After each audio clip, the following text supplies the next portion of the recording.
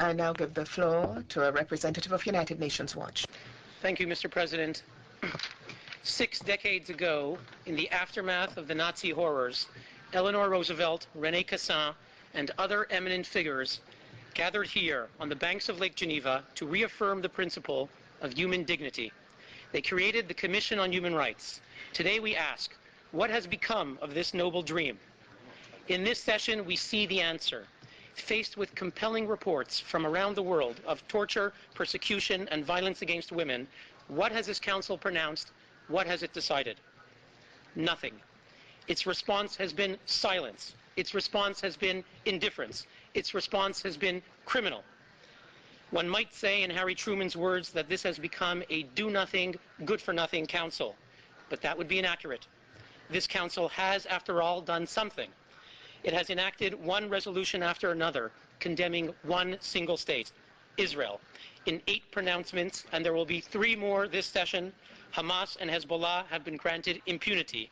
The entire rest of the world, millions upon millions of victims in 191 countries, continue to go ignored. So yes, this Council has done something. And the Middle East dictators who orchestrate this campaign will tell you it is a very good thing, and that they seek to protect human rights, Palestinian rights. So too, the racist murderers of Darfur women, the rapists of Darfur women, tell us they care about the rights of Palestinian women. The occupiers of Tibet care about the occupied, and the butchers of Muslims in Chechnya care about Muslims. But do these self-proclaimed defenders truly care about Palestinian rights? Let us consider the past few months. More than 130 Palestinians were killed by Palestinian forces. This is 3 times the combined total that were the pretext for calling special sessions in July and November. Yet the champions of Palestinian rights, Ahmadinejad, Assad, Gaddafi, John Dugard, say nothing. Little 3-year-old boy Salam Balusha and his 2 brothers were murdered in their car by Prime Minister Haniyeh's troops. Why has this Council chosen silence? Because Israel could not be blamed.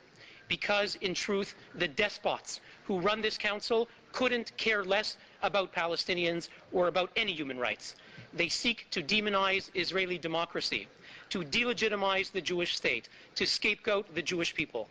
They also seek something else, to distort and pervert the very language and idea of human rights.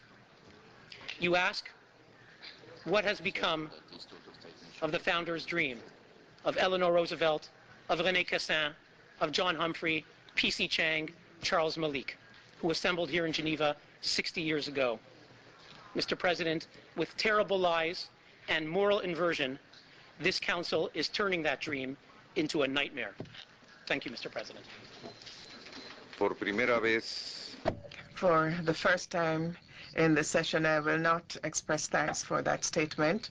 I shall point out to the distinguished representative of the organization that just spoke, the distinguished representative of United Nations Watch. If you'd kindly listen to me. I am sorry that I'm not in a position to thank you for your statement. I should mention that I will not tolerate any similar statements in the Council. The way in which members of this Council were referred to, and indeed the way in which the Council itself was referred to, all of this is inadmissible.